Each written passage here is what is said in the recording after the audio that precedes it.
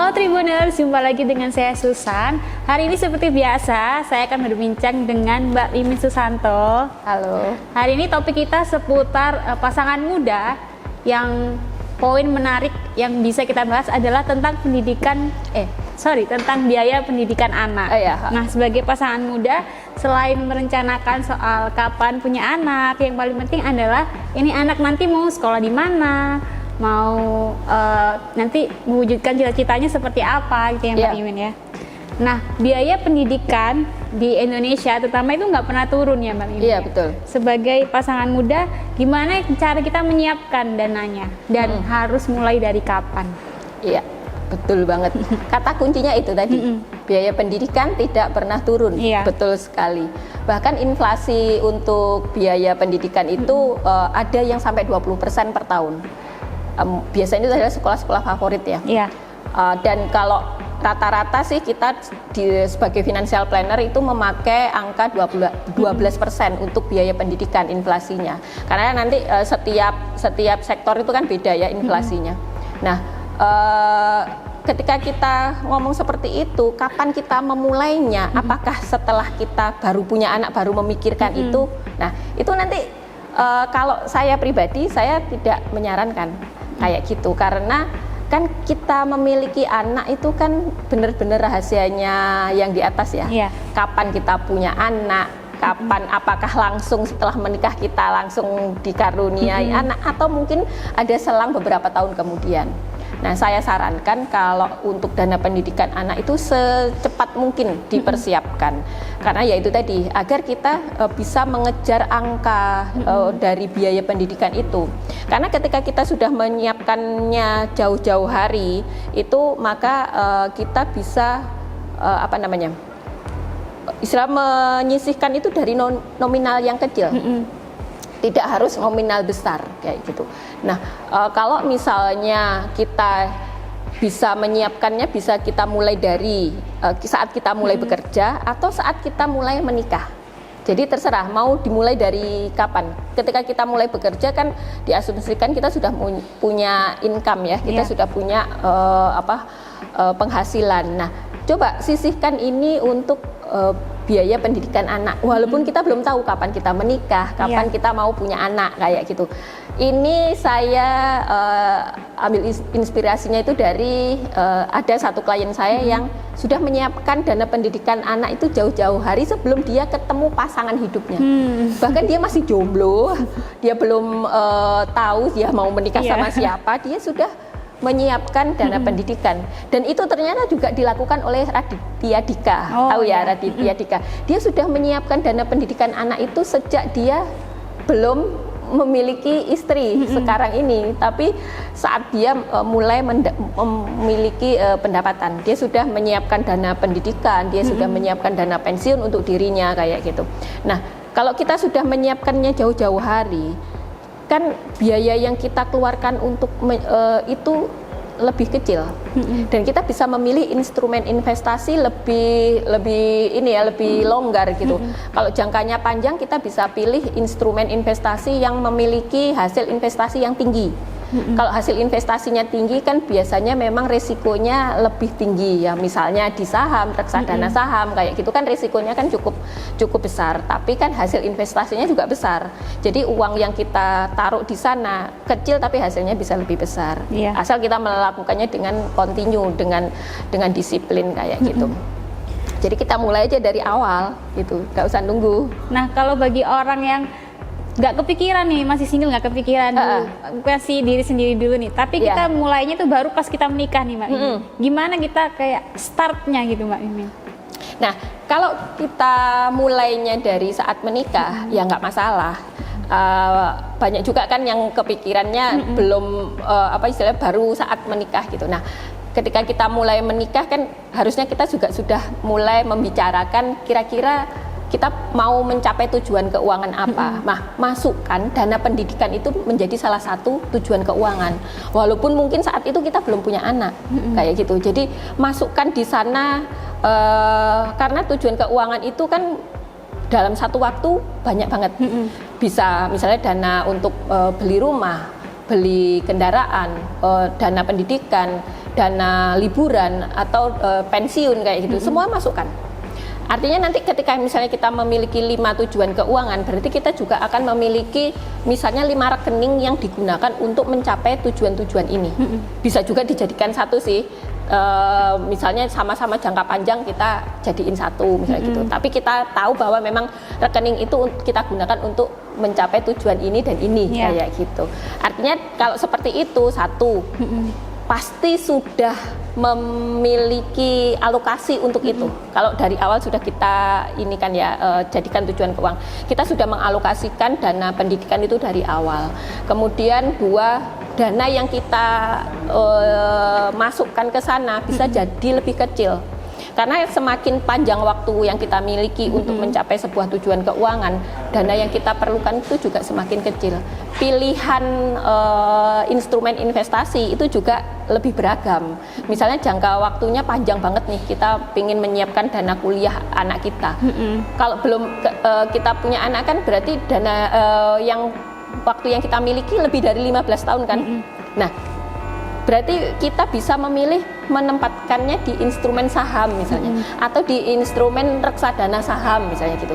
Walaupun itu resikonya tinggi, tapi hasil investasinya bagus dengan jangka waktu yang panjang, maka kita akan mendapatkan return yang istilahnya lebih stabil kayak gitu. Nah, Mbak Mimin, kalau bicara soal biaya untuk pendidikan anak kan nggak semua keluarga itu bisa melakukan itu ya. Jadi ada yang memilih menabung biaya pendidikan anak entar aja mulai SMP karena SD-nya anak saya mau prioritaskan masuk negeri aja gitu. Jadi, nah itu gimana Mbak Mimin? Kalau misalnya kita berpikir realitanya ya di kehidupan nyata kan kebanyakan orang tuh seperti itu. Nah, boleh aja seperti itu. Itu kan kembali lagi ke kita ya. Kita punya visi untuk anak kita itu seperti apa. Kalau misalnya kita memang memilih dari awal anak kita mau kita sekolahkan di negeri, bahkan SD sampai SMA kita di negeri, kita fokus untuk menyiapkan dana kuliah. Karena dana kuliah ini kan juga semakin lama juga semakin besar kan. Walaupun misalnya sekolahnya di sekolah negeri, tapi dana kuliah itu ternyata juga butuh dana yang cukup besar juga. Apalagi butuh biaya-biaya di luar dana uang untuk kuliah itu juga besar. Misalnya kalau misalnya dia harus praktikum atau dia harus membeli buku dan lain-lain untuk biaya hidupnya, itu kan juga cukup besar. Artinya memang fokus aja di biaya menyiapkan dana kuliah, nggak masalah gitu. Artinya misalnya sekarang aku kondisi keuanganku pas-pasan misalnya gitu ya. Apakah aku juga harus menyiapkan mulai dari SD, SMP sekolahnya di tempat-tempat yang istilahnya bergengsi itu gitu ya. Ya enggak juga, kita kan juga harus realistis. Fokus aja menyiapkan untuk dana kuliah. Karena kasihan kan kalau misalnya anak kita hanya bisa sampai di SMA aja. Jadi kita harus berpikirnya panjang, anak kita harus kuliah. Jadi fokus menyiapkan dana kuliah kayak gitu. Nah, Mbak Mimin, sebagai pasangan muda kan kita belum tahu ya bakal punya anak berapa. Nah, kita mulai nabungnya itu untuk satu anak dulu deh, atau kita kira-kira sendiri atau gimana Mbak Mimin? Gitu? Kalau misalnya sekarang kita belum punya ya kan, tadi kan saya sarankan dari awal kita sudah menyiapkan. Cukup di satu rekening aja. Satu rekening. Di satu rekening, karena kalau kita di satu rekening kan satu kita fokus dan kalau kita fokus di situ kan mungkin kita tidak akan istilahnya keteteran yang lainnya gitu. Jadi satu fokus di satu rekening memang untuk dana pendidikan anak. Bisa kayak gitu. Nah, karena nanti misalnya bisa digunakan untuk satu anak aja, enggak juga. Kita bisa gunakan untuk beberapa anak kita gitu.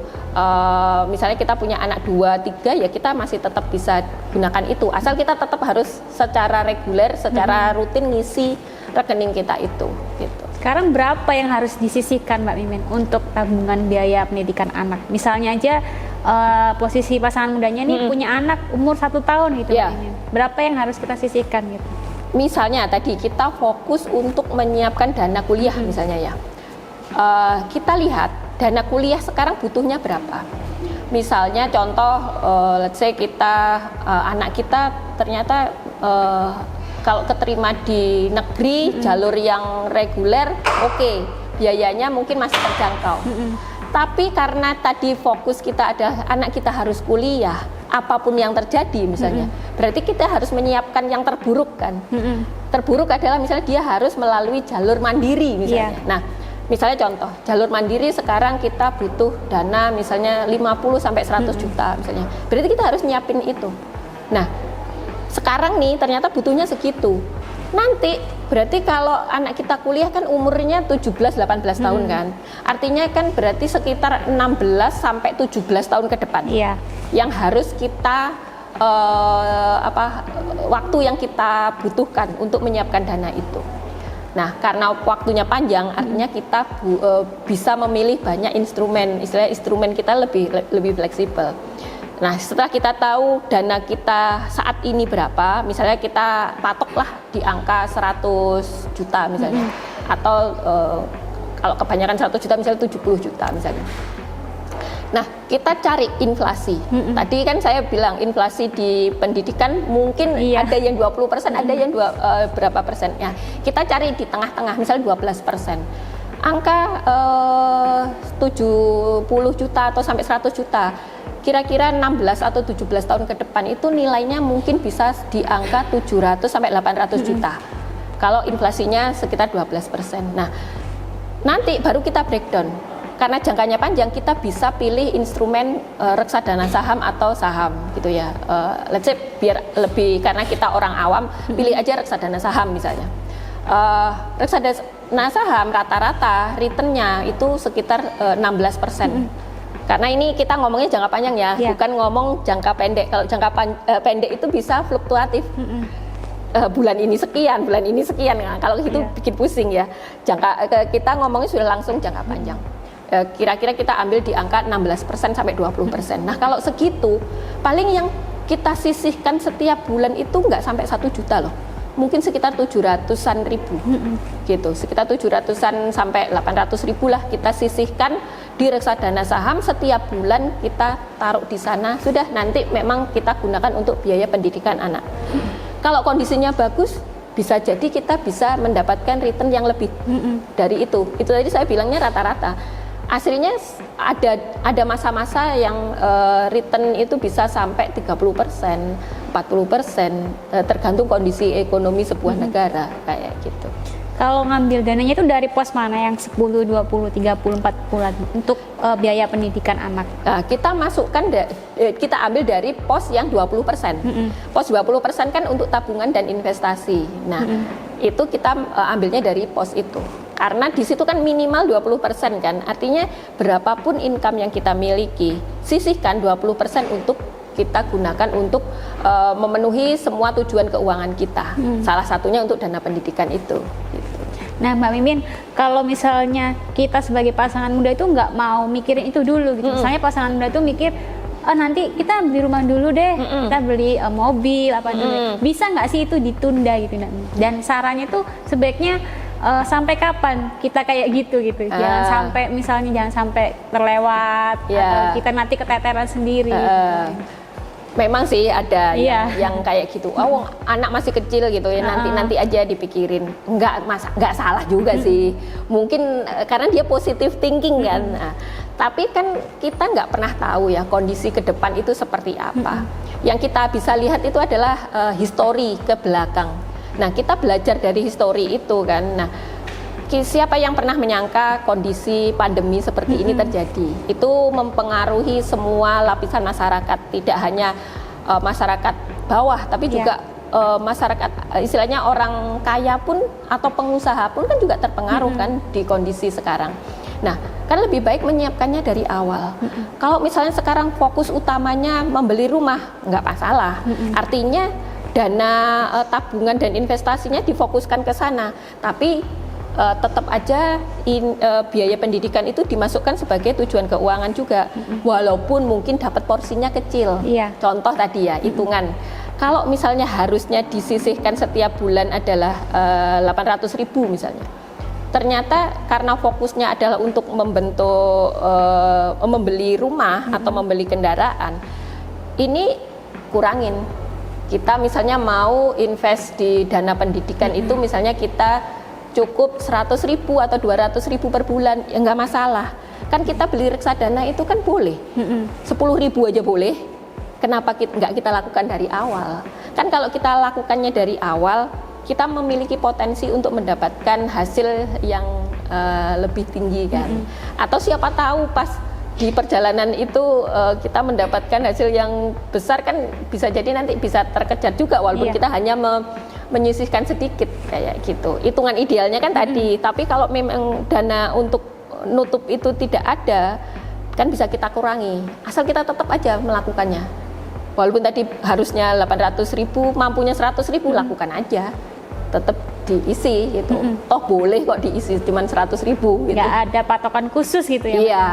Tapi kita tetap harus ingat standarnya tadi kan 800. Kalau kita cuman 100 ya harusnya kita kejar dong kayak gitu.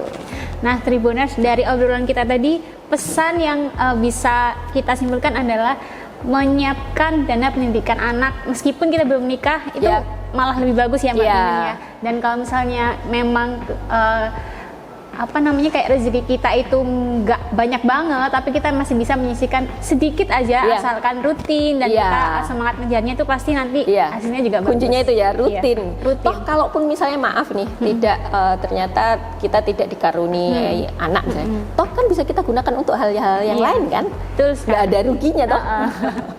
Nah, Tribuners, obrolan kita makin seru dan masih banyak topik menarik yang akan kita bahas. Tetap bersama kami. Jangan lupa follow akun Instagram Tribun Jatim, Surya Online dan Surya Malang, dan juga subscribe YouTube-nya di Tribun Jatim, Surya Online dan juga Surya Malang. Dan jangan lupa nih akun Instagramnya Mbak Mimin di @mimin_susarto.